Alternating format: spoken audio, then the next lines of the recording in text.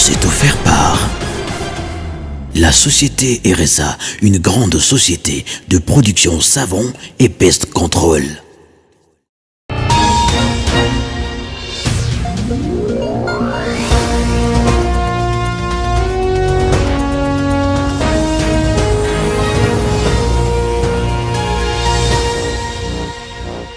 Merci de nous avoir choisis pour vous mettre au parfum de l'actualité sur la radio-télévision Ngoma Kivu. Mesdames et messieurs, bienvenue dans cette édition du journal dont voici les sommaires.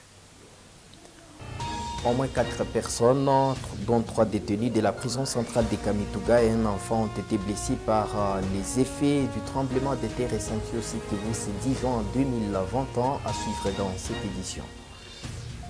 Ils se sont unis pour le meilleur et pour le pire. Gislon Tongoka et pour les anti-Moat et Lydia Bissimois, ces deux jeunes époux ont signé pour la communauté universelle des biens à la commune d'Ibanda à Bukavu. On en parle dans cette édition. Voilà tout pour le menu de cette actualité. Mesdames et messieurs, bienvenue. Au moins 4 personnes, dont 3 détenus de la prison centrale de Kamituga et un enfant ont été blessés par des effets du tremblement de terre ressenti ce 10 juin 2020 dans la province du Sud Kivu.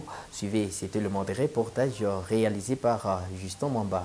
Ces blessés, selon les autorités locales de Kamituga, ont été blessés par les murs qui se sont écroulés sur eux. Selon André Amundala, maire adjoint de la ville de Kamituga, plusieurs murs sont tombés sur les habitants, 3 détenus ont été blessés, d'autres ont été touchés dans plusieurs coins et les dégâts sont énormes. Celui-ci ajoute que la ville a ressenti des tremblements de terre la seule journée du 10 juin 2021. Nous sommes maintenant sur le terrain et nous nous trouvons au niveau de Tegachem, la société qui s'occupe du courant. Ici, tout est mur s'est écroulé. Nous sommes arrivés à la prison centrale. Là aussi, il y a des murs qui s'est écroulés. Presque 3 détenus ont connu des blessures. Il y a aussi 5 maisons à Kele et d'autres maisons à Kitemba. Un peu partout là, on dénombre des maisons qui sont détruites. Il y a également au niveau de l'Hexagone, un enfant qui a été cogné par un bloc de murs et l'enfant est dans un état vraiment critique. Un tremblement de terre de magnitude 4.7 a été localisé à Kabaré et a secoué toute la région. L'épicentre situé à 98 km de Bukavu. Les derniers 30 jours, le sol a tremblé 12 fois au Sud Kivu, avec des magnitudes de 4.0, 5 fois magnitude entre 3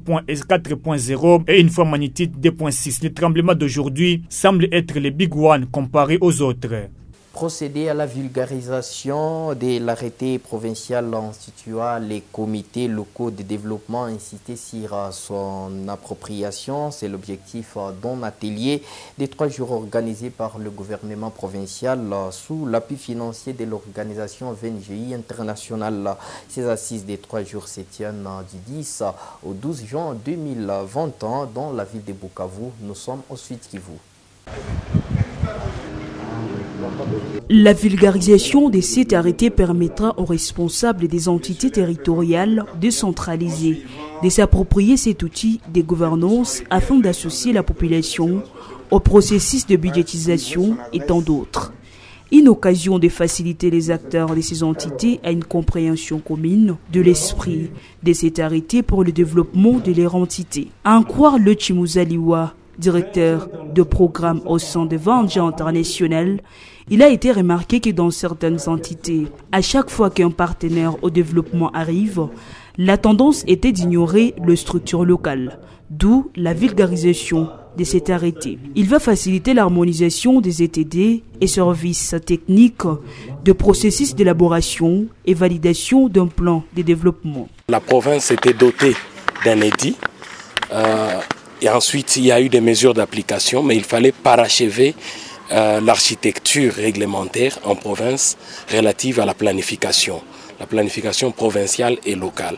Donc, avec cet atelier, les comités locaux de développement qui sont disséminés à travers les ETD ont maintenant un soubassement légal qui leur permettent de fonctionner. Et donc, quand nous disons fonctionner, cela suppose aussi être budgétisé dans la budgétisation au niveau local et provincial.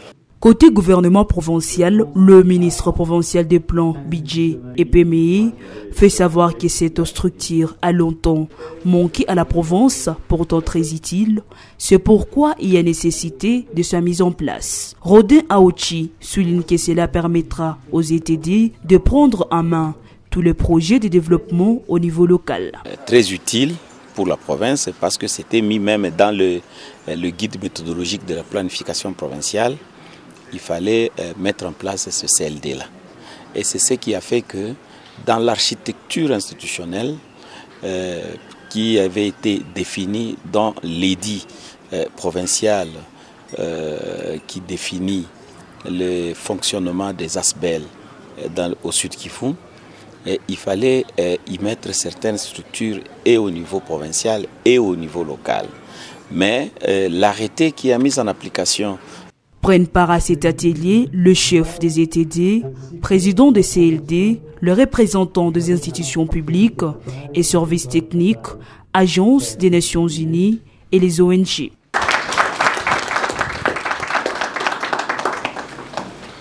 Après les structures de la société civile et mouvements citoyens, c'est le tour des chercheurs d'université de demander au tribunal pénal international pour juger les auteurs des crimes oubliés impunis ressort du rapport mapping.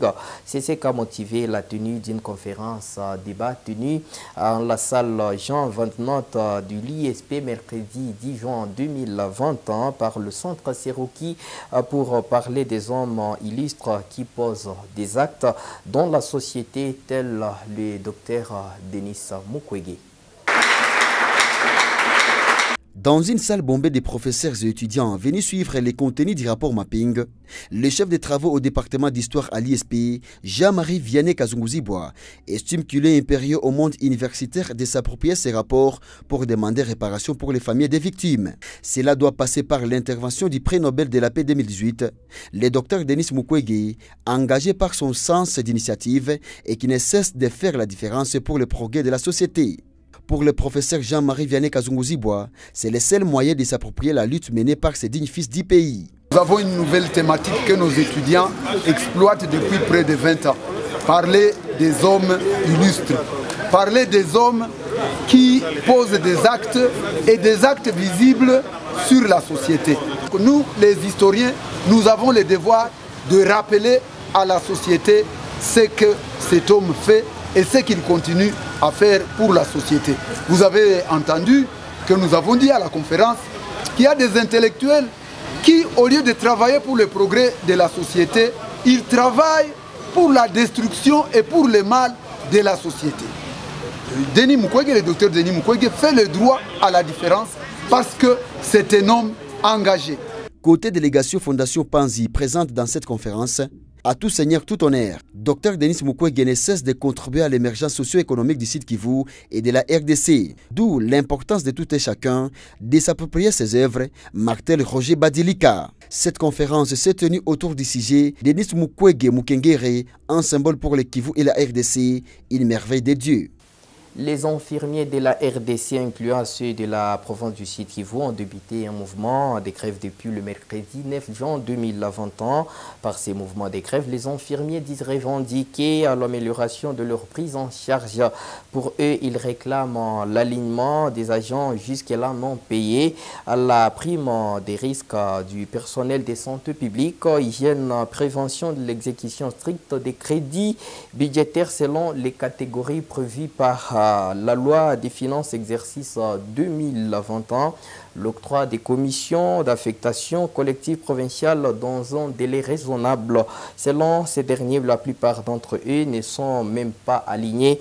Ces mouvements de grève a été déclenché alors que le pays connaît une troisième vague de la pandémie à coronavirus. Plusieurs infirmiers sèchent des travail et mettent en danger les vies des malades en province du Sud Kivu. Au moins 11 maisons incendiées, 3 détruites et plusieurs biens des valeurs endommagées. Tel est le bilan de l'incendie survenu ce mercredi 9 juin 2021 dans les quartiers Nyalukimba aux environs des cimetières de la Ruzizi. Selon les sources locales, il s'est agi d'un incendie d'origine inconnue qui est enregistré dans cette partie de la commune d'Ibanda dans la ville de Bukavu.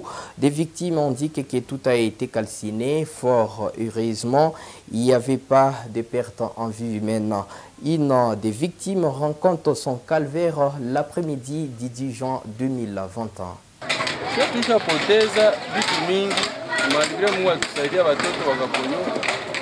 Lakini hatuna hata kijibu, ninabakia mulupango, hatuna kwa kulala tu walala hapa, hatuwe bitakuwa na hatuwe nini watafanya, tuko ba mingi sana, tunaharibikiwa hivi, na mpaka sasa tuyapata hataki ya kujifunika wala kitu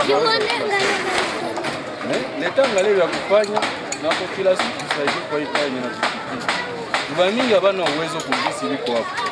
Page rose avant de boucler cette édition du journal par la page sportive, bien sûr. Suivez, ils se sont tenus pour le meilleur et le pire. Gislon Tongoka et Lydia Bissimois, ces deux jeunes époux ont signé pour la communauté universelle de Bion à la commune d'Ibanda, ce 10 juin 2021, comme nous l'a dit notre conseiller Henriette Bachi.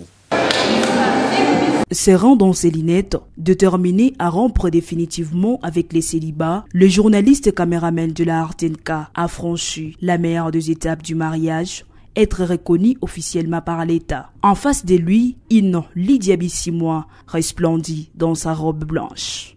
Dans une ambiance bon enfant, les désamourés sont honorés par des familiers et camarades de service à l'état civil.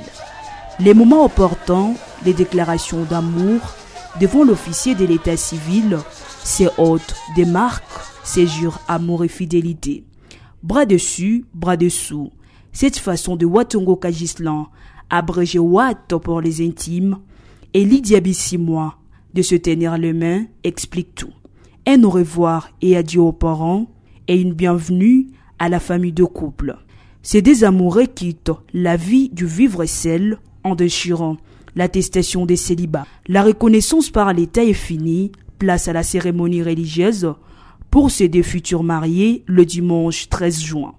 À retenir de plus important, les jeunes époux se sont jurés amour et fidélité et ont opté pour le régime matrimonial de communauté universelle de biens. La fin de ces marathons est prévue le dimanche 13 juin à l'église Sarpi Bethany de Kadoutou. La RTNK souhaite à son journaliste caméraman toutes les bonnes choses dans cette nouvelle vie choisie.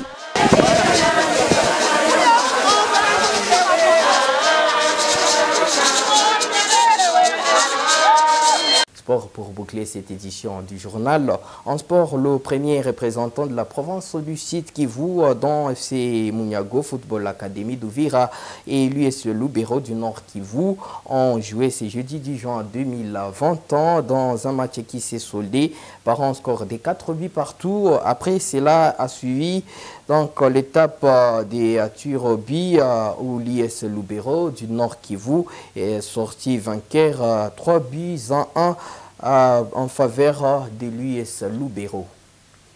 Mesdames, Messieurs, fin de cette édition du journal sur la radio-télévision Goma Kivu. Merci de l'avoir suivi. Au revoir.